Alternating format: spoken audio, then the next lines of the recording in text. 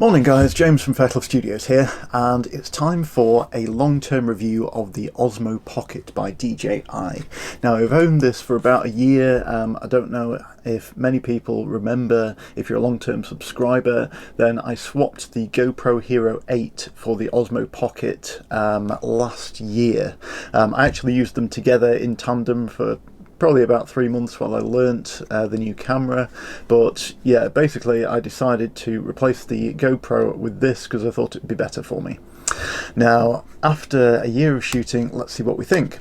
So first of all, I absolutely love the form factor still. Having this, like, probably just see it there, the form factor is just ridiculous. Being able to shove this in a coat pocket means when I've got my main cameras in my camera bag and I'm shooting away, it means I can just have this in a trouser pocket, jacket pocket, and then if I've got like a 50 or an 85 on, I'm set up for something else, then I can just go and do like a 28mm moving shot with the minimum of hassle. Like, outside of the case, it gets even smaller. I'm sure you're all familiar with the Osmo Pocket and the ridiculous form factor by now. If you're not, this is a tiny little 4K camera made by DJI, the ubiquitous drone company. And it's on a mechanical gimbal, which is all the handle parts. It has a built-in lithium battery and it has a built-in tiny screen. Let's turn it on, let it do the gimbal calibration dance for you. You can see the little screen there. That is day-to-day what I use for composing shots, making sure my white balance is alright, and generally seeing what I'm doing while I'm filming. Now, you can attach it to your phone, there's a connector, and basically you get the DJI Mimo app. You attach that to the side of your phone like that, and then you can see everything on your phone screen and change all the settings using the app, which I can tell you is infinitely better than trying to use the tiny little screen. In fact, one of my major frustrations with the Osmo Pocket is how fiddly the screen is to use. It's not really a kind of design flaw, it's just an artifact of having such a small screen on such a small device.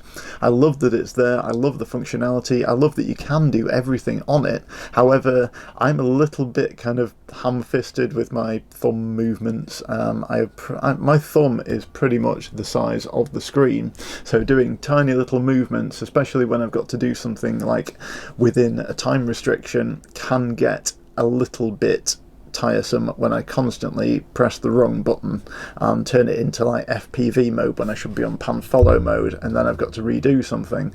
So yeah, that's a tiny little gripe I have. I did prefer the GoPro for that, but attaching it to your phone, having kind of a 5.5-inch screen to be able to view stuff on, change the settings, is a hell of a lot better, but it does tie up your phone and use your battery for the duration of the shoot, so that's one thing to consider, but it does make it kind of massively more workable.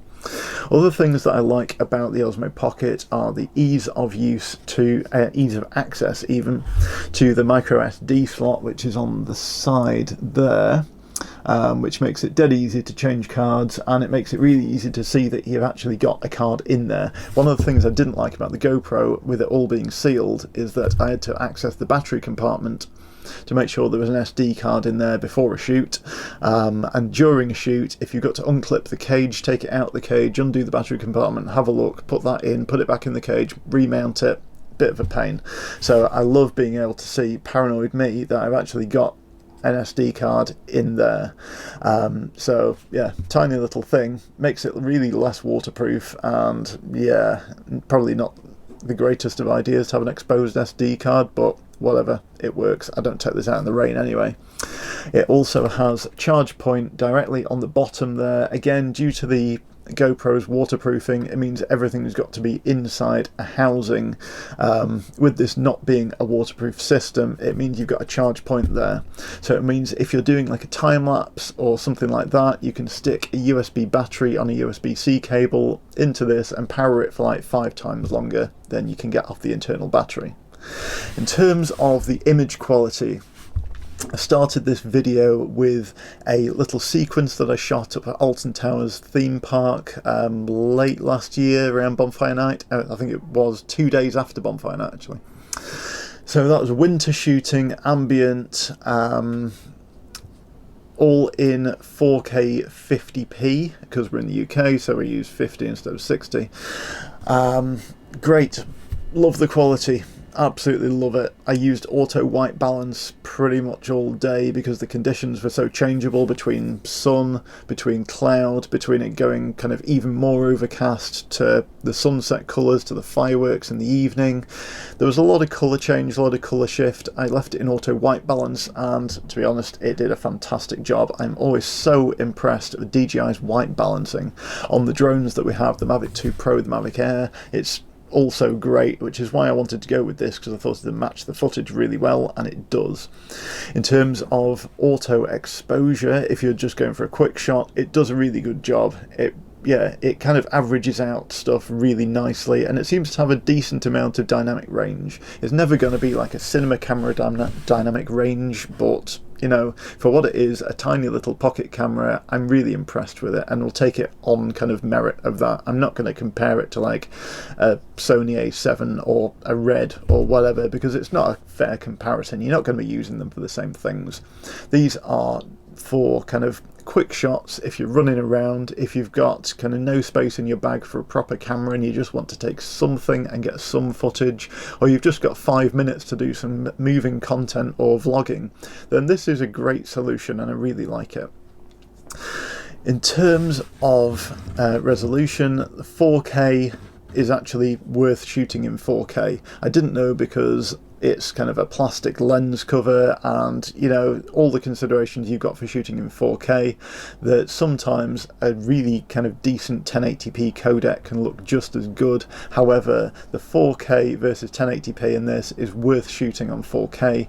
I think it looks great. It's very detailed without looking over sharpened. If you turn the sharpening down and add a little bit back in post, it looks really organic and natural. It just looks detailed rather than kind of video sharp, so I like that. Now, obviously this is a tiny sensor in a tiny camera, so you're not going to get any shallow depth of field effect with this at all. But it's not really what it's for. If you want the shallow depth of field effect, you want to go mirrorless, you want to go micro four thirds, or you want to shoot in portrait mode on the iPhone, like, yeah, but they're a total different kind of kettle of fish. Like, this is the deep depth of field, everything in focus look, and that's what it is. And if you buy an Osmo Pocket, then you're going to have to accept that's what it is. But for landscapes, for cityscapes, for moving subjects, for time lapses, hyperlapses, that's pretty much exactly what I want. I want most things in focus, and for other things like selective focus, things like details, like people, everything like that, to isolate my subject, that's when I want to step it up to like the A7 with a 1.8 lens on it and isolate the subject with that shallow depth of field. So this doesn't replace wide shots on like an SLR or a mirrorless. It is something completely different, and that's why I wanted this as a different tool in the bag when we're shooting and when we're out for fun stuff as well, because it's been really great for that. Now, it does have some quirks. Like I said, the screen, not the best for actually controlling the functionality. If you've got smaller hands than I have, then it's probably okay. I still think you'd find it a little bit fiddly, but overall it's fine. I do like that you can control everything from it without having to attach it to an app, because, you know, phones do unexpected things. Like if you're out on a shoot and you're like, oh no, my phone's full and it's offloaded the app that I need, and now I can't download it because I've got no signal, so now I can't shoot. Brilliant, put the camera away. I've taken that out for absolutely nothing, and I've set my expectations at being able to use something for a shoot that I can't. I don't like relying on stuff like that. I like everything to be completely self-contained and not have to worry about it. So yeah, thank you DJI for making that possible. I really appreciate that. Other than that, there's not that many quirks. Sometimes the gimbal will go a little bit crazy. Sometimes I'll accidentally put it in selfie mode, and you know, that's probably my user error and trying to do things a bit too quickly. The other thing was, oh yeah, the filters. I've been using these Polar Pro Cinema Series Vivid filters. for a year now. The polarized filters look stunning on this. However, they are magnetic mount, and I can't show you because they're so small, but the magnetic filters do scratch the lens a little bit around the outside, so it has taken some of the coating off. You can't see it, it doesn't affect the image quality, but it looks a bit scrappy, and I am worried that just like the 2015 Apple MacBook Pro screen delamination issue, that this is going to spread and it's going to take all the coating off the lens eventually if I keep using it all the time with the filters. So that is one thing to consider. Like, I wish they'd got a very slightly different system, or they'd put the magnetic part outside of the plastic lens cover.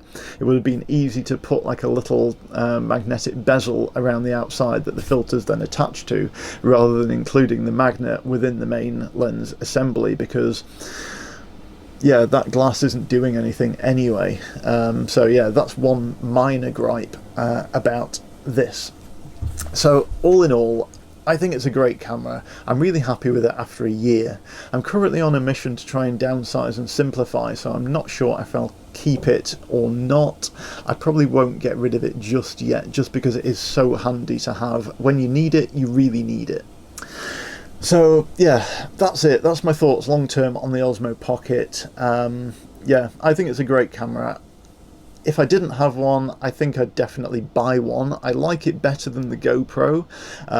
If you look at my long-term GoPro Hero 7 review, you'll see the reasons why I sold that for the Osmo Pocket, and I'll follow through with my initial thoughts and say everything I said in that video about the Osmo Pocket are pretty much true. The battery life is semi-decent. It'll last about 45 minutes to an hour of shooting 4K 50. It's light enough that you can carry it without knowing. It does get a little bit crampy after you've been kind of shooting with it for a while, and yeah, sometimes the dynamic range isn't great. It is not good in low light, for example. As you push the ISO higher than the base of 100, the dynamic range falls off a cliff significantly. So I would say this is for shooting in good light only. Don't bother with it in the dark. The fireworks shots that I got were obviously lit by the actual fireworks. There was quite a lot of light there to be able to get that, but in the shadows, if you look really carefully, there is quite a lot of shadow noise, and there's lots of detail in the shadows because of that. It's using all the dynamic range for the highlights and for the midtones, which are making all the kind of lit parts of the scene. So yeah, base ISO only for adventure stuff, for adding content into cinematic vlogs, into YouTube content, and some professional work as well. I've done a couple of promos with this and it's worked absolutely brilliantly, but I would rather use a cinema camera on a proper gimbal because it gives me more flexibility in post, and yeah, the colours are a little bit easier to manipulate, but in a pinch this will do pretty much anything you need to do. So there we go, there we have it. I love it. The Osmo Pocket is absolutely brilliant. It's going nowhere for now, despite me preferring the cinema cameras and the A7s for our full-time work. So yeah, if you're thinking about buying the Osmo Pocket for travel, vlogging, that kind of thing, really recommend it. It does have its quirks. It's probably not the ultimate solution, but they're currently on sale by DJI at about £229, so a real bargain. It's about £70 off the usual price. So while they're cheap, I would say get one, try it out. You'll love it. It's a nice low-cost solution, which means you don't have to drag your gimbal and your A7 out with you, or your R5 or whatever you're shooting on, wherever you go. So yeah, absolutely love this little thing. Absolutely brilliant. So thank you so much for watching, guys. I've got plenty more reviews coming up. I've got some unboxings, I've got some long-term reviews of gear. I really appreciate it if you subscribe to the channel, you like the video. If you don't like the video, unlike it, and then I know what kind of content to plan in the future. Let me know what you think in the comments, and I'll see you next time. Thanks for watching, guys.